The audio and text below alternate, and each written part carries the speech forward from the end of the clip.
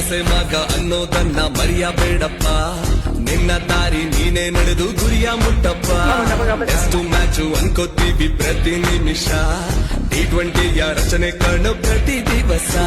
ಆಗಿದ್ದಾಯ್ತು ಹೋಗಿದ್ ಹೋಯ್ತು, ನೀ ಸ್ವೀಕರಿಸಿ ಸಾಗು ಮುಂದೆ. ನಿನ್ನ ಧ್ಯೇಯ ನಿನ್ನ ಹುರುಪು, ನೀ ನಿಂತರೆ